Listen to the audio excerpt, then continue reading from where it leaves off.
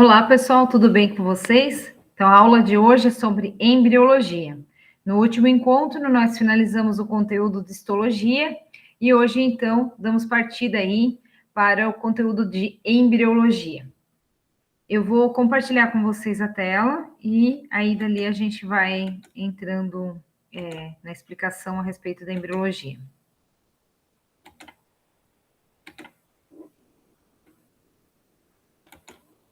Eu vou utilizar o material de um grupo de duas acadêmicas que fizeram esse material em um outro semestre e que ficou muito bacana e que vai ser bem interessante para vocês usarem até como forma de estudo. Bom, para a gente entender um pouquinho da embriologia, a gente precisa primeiro entender aí as fases do período gestacional, né? Nós temos o primeiro período da gestação que a gente chama de embrião, o bebê, né? Ele vai ser primeiro uma fase que a gente chama de embrião, que é desde o período da fecundação até a 12ª semana. E depois dali a gente tem, então, o período fetal, onde que a gente chama, então, o serzinho que vai nascer, depois de 9 meses, de feto. Mas como é que isso acontece tudo? Tudo acontece, a gente precisa entender primeiro a ovogênese, né? Como que ocorre esse processo de ovulação da mulher. Então, o ciclo ovariano, ele começa lá na puberdade, a mulher começa a ter ciclos mensais regulares, ou não, no começo, né? Que são controlados lá pelo hipotálamo, que vai liberar a parte do hormônio gonadotrófico, e esse hormônio vai ter uma influência também no hormônio folículo estimulante e no luteinizante. E aí, a partir daí, nós vamos começar a ter as ocitações. E aí, nos dias que precedem a ovulação, a influência do FSH e do LH faz com que o folículo sofra uma maturação. E essa maturação desse folículo ovariano, né, ele vai gerar um corpo também adicional. Além de ter a maturação, nós temos a produção do corpo lúteo. E esse corpo lúteo, ele é de extrema importância para as mulheres, por quê? Porque é eles que vão secretar aqui, ó, os estrógenos e a progesterona, que são os hormônios femininos. Por isso que até a fase ali da puberdade, as mulheres ainda, as meninas, né, elas não têm tantas características ainda de mulher. Então, a partir do momento que ocorre a primeira menstruação, primeiro ciclo menstrual, aí começa a dar ênfase para as características femininas da menina. Aí, após essa ocitação, ocorre o transporte do ócito. Acredita-se, então, que esse ócito ele seja carregado por movimentos das fímbrias da tuba uterina. E esse movimento, né, lembra que no tecido epitelial ciliado, nós temos ali na tuba uterina, alguns grupos até colocaram nas lâminas histológicas, né? Então, ele acaba levando esse ócito caminhando ali desde o ovário até o útero, né? Na verdade, ele vai passar pela tuba uterina. E aí, durante esse período ali, se algo acontecer, durante esse processo que está no terço distal ali, o ócito, se algo acontecer, o espermatozoide, ele vai de encontro, por causa de uma quimiotaxia, né? Por uma atração, ele vai de encontro a esse ócito, e aí nós temos o processo de fertilização. Então, os gametas masculinos e femininos vão se fundir, e isso vai acontecer na porção mais larga e mais próxima ao ovário, chamado de região ampular da tuba uterina. O espermatozoide, ele pode permanecer viável, isso é importante, permanecer viável no sistema genital feminino por vários dias, e apenas 1% do espermatozoide depositado na vagina penetra no colo do útero, onde os espermatozoides podem ficar vivos ali por várias horas. Bom, feito isso, ocorreu então a junção, né, do espermatozoide com o ovócito, aí nós temos a fertilização. Aí essa fertilização, o espermatozoide, ele vai penetrar no óvulo, né, no ovócito, e vai formar o óvulo no momento, aqui, ó, aqui nós temos uma imagem do óvulo no momento da fecundação com o gameta masculino. Bom, então aí, a partir daí, nós temos um gameta com 23 pares de cromossomos da mãe e um gameta com 23 pares de cromossomos do pai. Junta-se, então, duas células que vão formar uma célula só e elas vão se tornar uma célula de 46 cromossomos, ou 23 pares de cromossomos, né? Então, a partir deste momento, a partir da fertilização, a gente já sabe, já tem a denominação se é um gene, se é um embrião XY ou se é um embrião XX. Claro que não dá para fazer o teste ali naquele momento, né? Mas sim depois de uma fase ali nas primeiras semanas de gestação, já consegue saber, através de exame de sangue, a presença do Y na corrente sanguínea da mãe. Beleza. Como é que ocorre? Nós temos a fase de penetração da coroa radiana. O espermatozoide vai penetrar, vai passar pela coroa radiana. E aí, depois nós temos a penetração da zona pelúcida, que é uma outra região do óvulo. E faz, então, e a outra fase, que é a fusão entre as membranas do ócito e do espermatozoide. Muito bem, que é a terceira fase. O espermatozoide e o ócito, eles respondem de três maneiras. Existe uma reação cortical e de zona, como liberação dos grânulos do ócito que contém enzimas lisossomais. Isso é importante, porque isso vai tornar o ócito se torna impenetrável a outros espermatozoides. Então, a partir do momento que entrou o primeiro espermatozoide, ele vai liberar essas enzimas e não permite mais que outro espermatozoide penetre para fazer a fecundação. E aí nós temos a continuação da segunda divisão meiótica, que é o ócito termina a sua segunda divisão meiótica imediatamente após a entrada do espermatozoide. Então, uma das células filhas que recebe pouco ou nenhum citoplasma é conhecida como segundo corpúsculo polar. Essa, então, não é a que vai ficar com o espermatozoide, não vai se unir com o espermatozoide.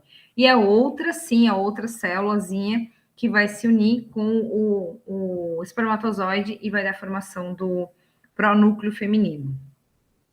E a ativação metabólica do óvulo, que é um fator de ativação provavelmente carregado pelo espermatozoide, e ele vai ativar, vai incluir eventos moleculares celulares associados ao início da embriogênese. Perfeito. Aí agora a gente finaliza a fecundação e começa a embriogênese. O espermatozoide vai se mover para frente até que fica próximo ao pronúcleo feminino, que é aquela que vai se unir, né? Vão formar os dois, vai se unir o espermatozoide com o ócito secundário feminino, pronúcleo feminino. E aí, seu núcleo se torna aumentado e se forma o pronúcleo masculino. Perde a cauda, desprende e se degenera. E aí nós temos aqui essa imagem aqui, ó, de quando ele acaba perdendo a cauda e se tornando uma outra célula, e aí nós temos a fusão deste material genético. A partir daqui, 23 pares de cromossomos femininos, 23 pares de cromossomos masculinos, e a partir daí começam as divisões mitóticas. O material se organiza e a partir, então, deixa de ocorrer meiose para começar a acontecer as mitoses. A esse primeiro processo de mitose a gente chama de clivagem, que é quando o zigoto, quando a gente já tem as duas células unidas, né, passa por uma série de divisões mitóticas. Então, ela só vai se dividir. Simplesmente ela se divide. Nós temos o zigoto, estágio de 2 células. Depois nós temos o zigoto, estágio de 4 células. Zigoto, estágio de 8 células. E até possuir 16 células ou mais. E a gente chama esse material aqui, esse complexo celular aqui, de mórula. Por que mórula? Por causa do formato parecido com uma mora. Isso, passando dessa fase de mórula, esse período ali, a mórula está entrando, ela está indo lá na tuba uterina, ela está encaminhando para o útero, né? Ela vai entrar na cavidade uterina e vai começar, um fluido começa a penetrar nos espaços intercelulares da massa celular interna através da zona pelúcida. Então, acaba que ocorre uma junção entre as células do útero e o zigoto, ou a mórula, né? Porque agora já estamos como mórula. Aí, nesse período, os espaços intercelulares se tornam confluentes e formam uma única cavidade, que é uma cavidade que a gente chama de blastocele. Então, ele já começa a ficar oco por dentro, né? Ele começa a ter uma diferenciação celular. Né?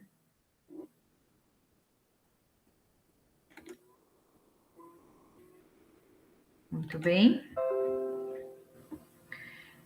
Começa a ter uma diferenciação celular. Ok.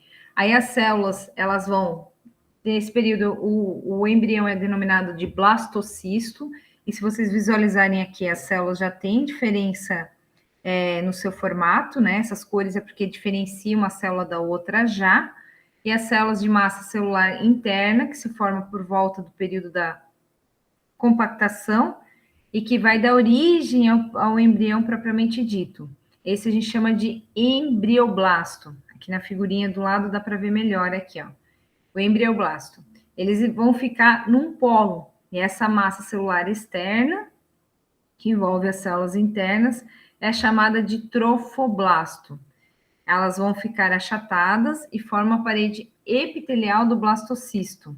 Então, começam os nomes meio estranhos aí. Nós temos o blastocisto, que é esse conjunto, né? O embrioblasto, que vai dar origem ao embrião, e o trofoblasto, que já está em processo de adesão com as células do útero feminino. Aí, o útero no momento da implantação. A parede uterina consiste em 3 camadas. Nós temos o endométrio, o miométrio e o perimétrio, que é a camada mais externa.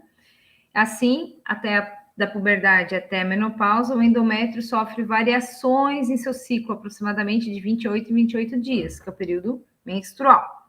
Na fase folicular ou proliferativa, começa no final da fase menstrual e está sob influência do estrógeno e estrógeno e acompanha o crescimento dos folículos ovarianos. E aí nós temos a fase secretora ou progestacional, que tem início de 2 ou 3 dias após a ocitação, em resposta à progesterona produzida pelo corpo lúteo. E aí nós temos a fase menstrual, que é a fase que na fertilização não vai ocorrer, claro, né? Porque não tem como ocorrer, e que ocorre o sangramento do endométrio para ter uma revitalização daquele material ali do útero. Então, no caso da fertilização, não acontece isso. Aí, no oitavo dia do período embrionário, o blastocisto, que é aquela região ali que tem o trofoblasto, o embrioblasto e aquela cavidade interna já, está parcialmente encaixado no estroma endometrial. Então, ele já está se aderindo ao tecido do endométrio. Na área sobre o embrioblasto, o trofoblasto se diferencia em 2 camadas. Uma interna, que é o citotrofoblasto, e uma externa, que é o sincício trofoblasto. Então, as camadas internas, elas vão dar origem, o embrioblasto, né, que já são as camadas internas, junto com o embrioblasto, elas vão se dividir em 2 camadas. A hipoblástica e a camada epiblástica. Aí o epiblasto vai aumentar no decorrer do tempo, vai formar a cavidade amniótica, que é onde que a gente vai ter o líquido amniótico. Isso tudo no 8º dia. Já no 9º dia, o blastocisto, que está alojado profundamente já no endométrio, ele já se encaixou, já está tudo certinho. O orifício deixado por sua penetração na superfície do epitélio é fechado, acaba dando um coágulo de fibrina, e o trofoblasto apresenta um progresso considerável no desenvolvimento. Aí ele acaba sendo o polo embrionário, onde aparece vacúolos no sincício, que vão fazer com que depois vai dar origem ali à questão dos cordão umbilical, de toda a ligação entre a mãe e o bebê, né? Beleza. Aí no 11º dia ao 12º dia, nessa fase o blastocisto está completamente inserido no endométrio, beleza? E assim produz um pequeno movimento no lúmen uterino. Aí o trofoblasto, que é caracterizado por espaços lacunares no sincício, ele vai dar evidência ao polo embrionário, beleza. Além disso, as células do sincício trofoblasto penetram mais profundamente no estroma, alcançando a parede do revestimento endotelial dos capilares maternos. E aí, o que eles vão fazer? Eles vão começar a fazer uma circulação útero-placentária. Então, vai formar a placenta e vai formar essa ligação entre os vasos da mãe e dessa placenta aí para conseguir trazer os nutrientes para aquela região. Até porque, nesse momento, eu já estou tendo muitas e muitas divisões celulares, muitas mitoses. Quer dizer que eu tenho, olha só quantas células já diferenciadas a gente já vai estar tendo aí, né? E isso tudo até o 12º dia, isso dá menos de 2 semanas de fertilização, após a fertilização. Aí, a partir do 11º dia, ó, esse aqui é o formato, né? Nós temos a cavidade, nós temos aqui a região aqui, ó, do trofoblasto, a região do sincício trofoblasto que está já se aderindo aos vasos sanguíneos, né? E as cavidades aqui, a parte do embrioblasto, que vai dar origem ao embrião. No 13º dia, aí nós já estamos, a superfície do endométrio já se regenerou, porque foi uma lesão, né? Eu acabei gerando uma lesão naquele tecido para conseguir fazer uma adesão naquele vaso sanguíneo. Já se regenerou, acaba o trofoblasto é caracterizado por estruturas vilosas, as células do citotrofoblasto proliferam localmente e penetram no sincício trofoblasto. Deixa eu ver o que mais aqui. E aí, nesse período também, no 13º dia, ocorre uma cavidade coriônica. A gente chama isso de que é uma camada, a mesoderma extraembrionário, então, além do embrião ali, ela vai fazer uma placa coriônica, né? É como se fosse um pedúnculo embrionário, ele precisa estar aderido ao ponto ali do útero para conseguir ter toda a questão de formação do cordão umbilical e a formação dos nutrientes que vão estar vindo da mãe.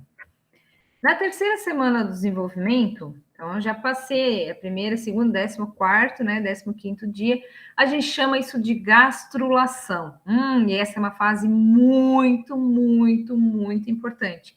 Porque a partir daí, agora a gente vai estar falando do embrião propriamente dito, não somente do anexos embrionários ali, né, da formação da placenta e dos cordões umbilicais, mas sim a gastrulação, esse próprio células que vão dar origem ao embrião, o embrioblasto, ele vai começar a se dividir e formar 3 camadas germinativas: a ectoderma, a mesoderma e a endoderma.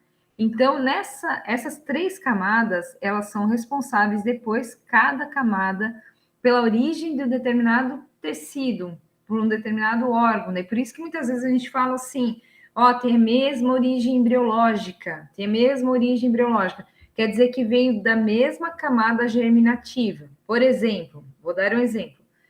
O sistema respiratório, as narinas, né? Toda a parte do pulmão, traqueia, vem da mesma origem embriológica da conjuntiva dos olhos. Então, quando você tem uma lesão, muitas vezes, uma rinite alérgica, por exemplo, é comum você ter uma conjuntivite. Por quê? Porque tem a mesma origem embriológica. A gastrulação começa com a formação, então, da linha primitiva na superfície do epiblasto. E aí nós temos essa linha bem sutil, ali no 15º a 16º dia, e ela vai formando um sulco, né? Esse sulco estreito entre as regiões é o que a gente chamar de parte cefálica da linha. o nó primitivo. Então, aqui que começa a dar origem, principalmente ao nosso sistema nervoso, tá? A invaginação dá origem a 3 camadas germinativas, o mesênquima, o mesoblasto, que vão dar origem aos tecidos de sustentação, conjuntivas do corpo, um pouco forma o mesoderma intraembrionário, outro desloca o hipoblasto e forma a endoderma intraembrionário, e as demais células que permanecem no epiblasto formam a ectoderma.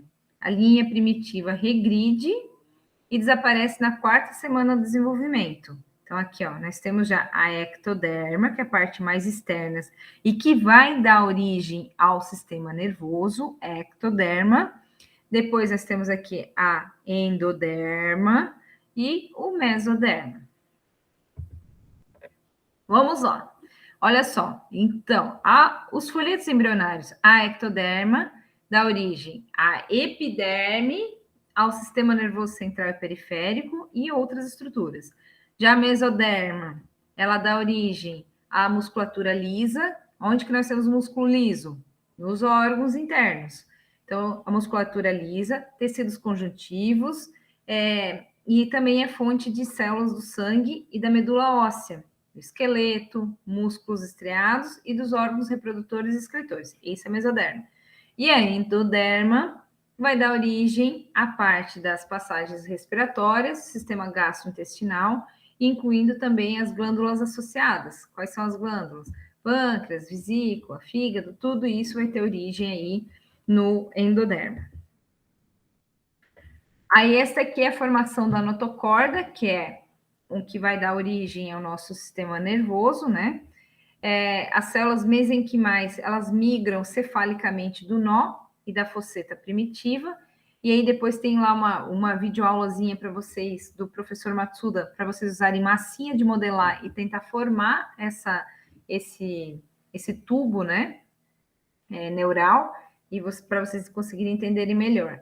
Nesse processo, o canal notocordal cresce até alcançar a placa pré-cordal. Aí ele vai ser, a endoderma vai ficar aderida à ectoderma. Essas camadas fundidas, elas vão dar origem à boca e caudalmente ao ânus. Então, nós temos a origem aí já, meio que um tubo que vai ser depois o sistema digestório, né? Beleza? Aqui, ok. Processo notocordal, formando aqui, ó, a junção, a hora que faz a dobra, você tem um caminho aqui no meio que cefalicamente vai dar origem à boca e cloacal, né, vai dar origem ao ânus. Depois disso, da terceira à 8ª semana do desenvolvimento embrionário, nós temos a chamada de organogênese. Gênese, surgimento dos órgãos. É nesse período que cada um dos 3 folhetos embrionários, ectoderma, mesoderma e endoderma, dá origem a vários tecidos e órgãos específicos. Então, no início da 3ª semana, o folheto embrionário ectoderma assume forma de disco, o crescimento da notocorda e do mesoderma pré-cordal induz o espessamento da ectoderma e acaba dando a formação da placa neural. As células da placa formam a neuroectoderma, então quer dizer que aí, gente, está acontecendo muitas e muitas diferenciações celulares. É nessa parte aí, principalmente, não que as outras iniciais também não aconteçam, né? Mas aí ocorre uma sinalização molecular muito grande para acontecer as diferenciações celulares, porque cada célula, cada folheto embrionário vai dar origem a diversos tecidos e órgãos. E nossos órgãos, eles têm células diferenciadas de um órgão para o outro. Então, quer dizer que nessa fase é uma janela, né? O embrião, desde a fase da fertilização até o final da embriogênese, do embrião ali, qualquer interferência externa pode intercorrer, pode causar uma alteração nessa divisão celular. E você pode ter uma divisão errada. E a gente podemos chamar isso de teratogênese, né? Quer dizer que uma substância teratogênica que você utiliza, que é o que a gestante utiliza, ou que até o homem utiliza, pode trazer alterações aí na formação do embrião. O tubo neural se origina na placa neural induzida pela notocorda e mesoderma paraxial. A placa neural muda sua conformação com a elevação de suas bordas laterais, passando a se chamar sulco neural. Aí, esse aqui é legal vocês usarem na massinha para vocês conseguirem fazer e entender legal. Voltando. A formação do tubo neural começa do 22º ao 23º dia. Aí, e vai fechar, o tubo neural ele fecha no 25º dia. Então, passou um mês e mais um pouquinho ali, né? Acaba já caindo já no fechamento do tubo neural. Aí vai preencher para o líquido amniótico e depois esse líquido vai ser preenchido, vai causar essa resistência do tubo neural. Durante a formação do tubo neural, em embriões de cerca de 3 semanas e meia, na região da fusão das pregas neurais, células vão se desprender da superfície e vão migrar para a lateral do tubo neural. Essas células a gente chama que vão dar formação às cristas. E essa crista é o que vai dar depois o desenvolvimento da medula espinhal. E dali que vão surgir depois os nossos nervos periféricos, né? Isso depois da 3ª semana. Aí, em termos gerais, o folheto, a ectoderma, vai dar origem a estruturas que mantêm com o mundo externo. Sistema nervoso central, derivado do tubo neural, né? E aí que a gente tem o encéfalo e a medula espinhal. Sistema nervoso periférico, que vai ser derivado da crista neural, daqueles fragmentos. E aí nós temos aí os nervos cranianos, os nervos espinhais, que vão unir o sistema periférico com o sistema nervoso central. Além disso, o sistema nervoso autônomo, que é parte tanto do sistema nervoso central quanto do sistema nervoso periférico, e aí vai dar origem ao simpático e parasimpático, o epitelial do ouvido, nariz, olho, e incluindo também a epiderme, cabelos, unhas e também o esmalte dos dentes, né? As células do sistema nervoso central, os glioblastos, são células de sustentação primordiais e eles já vão dar origem ali do começo, ali no período embrionário, né? Desenvolvimento da medula espinhal, durante a formação do sulco neural, aí a gente tem a fusão das pregas neurais e a formação do tubo neural. Desenvolvimento dos gânglios espinhais, depois vocês podem ler com calma isso aqui. A formação das meninges também vai acontecer aí na 5ª semana embriológica. E aí, depois da mesoderma. Bom, ali nós estamos na ectoderma. A mesoderma é a camada do meio, né? Inicialmente, o mesoderma vai formar uma linha fina de tecido ligado com a linha média. E a partir do 17º dia, as células próximas da linha média formam uma placa espessa de tecido que vai dar a formação que a gente chama de mesoderma paraxial. Aí, essa mesoderma paraxial é o que vai dar origem depois à cavidade intraembrionária e que vai dar origem aos vasos e também ao coração, às células sanguíneas e ao coração, né? Mesoderma paraxial, aqui, ó, nós temos já a formação dos vasos sanguíneos, intermediário, isso tudo, nós estamos ali nas primeiras semanas de embrião.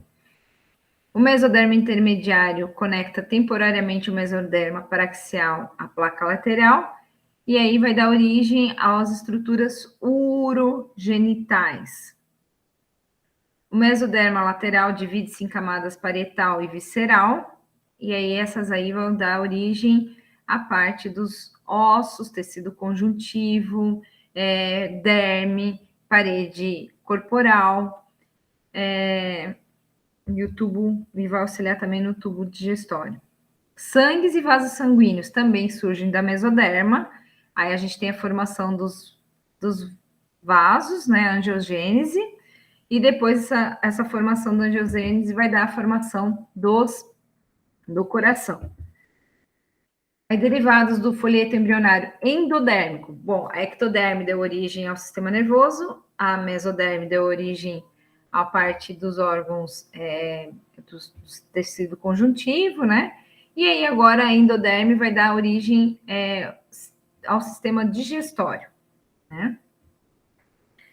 Aí nós temos a formação do intestino anterior, intestino médio, intestino posterior. No começo, lá, quando a gente for ver a lâmina de embrião, vocês vão ver que tem o intestino primitivo, que dá para ver, e é originário do folheto embrionário endodérmico. Beleza. Esse nem é tão, assim, importante para nós. O que é mais importante para nós, da físio? Não que isso não seja importante. Sim, é importante também, porque o ser humano, ele precisa do sistema digestório, né? Mas para nós, a gente tem bastante interesse em saber a questão da formação do tubo neural, da formação ali do bom funcionamento da ectoderma, né, que é o primeiro folheto embrionário mais externo, e que vai dar toda a questão da parte motora, sensitiva do ser humano. Beleza. Aí, na aparência externa durante o segundo mês, no final da quarta semana, o embrião já tem 28 sômitos, que vão dar depois a origem aos ossos, né? E o embrião, no final do segundo mês de gestação, ele já está bem formadinho, né? Que a gente já tem a formação aqui ele, a partir daqui, ele apenas vai ganhar tamanho, volume, claro que vai ter algumas diferenciações sim, mas as maiores alterações celulares acontecem até aqui. A partir daqui, ele vai ganhando tamanho. Então, a gente vai chamar isso daqui em diante de feto. Muito bem. Aí, o que eu postei lá para vocês, né? Eu postei para vocês... Peraí, deixa eu botar aqui. Eu postei para vocês lá que nós temos essa apresentação, né? E aí eu tenho uma apresentação aqui do Prof. Matsuda, que é a formação da placa neural, passo a passo com massinhas. Eu quero que vocês façam isso, que vai ajudar vocês bastante. Quem teve alguma dúvida aqui, que é uma coisa bem complexa, tem nomes diferenciados, né? Vocês podem entrar no site da FAMEMA, que tem Aprendendo Embriologia, e é bem legal, tem bastante coisa interessante. E vocês vão ler aqui o artigo teratogênio, e aí vão fazer uma leitura bem legal disso aqui, e vão marcar os principais pontos para a gente discutir na semana que vem na aula presencial, tá bom? Desejo a todos um ótimo feriado para vocês. Deixa eu parar de compartilhar aqui a tela. Desejo a todos um ótimo feriado. Se cuidem, tá? E quinta-feira a gente se... quinta não, brinco. Segunda-feira da semana que vem a gente se encontra em microimuno e na terça em embriologia. Tchau, tchau a todos.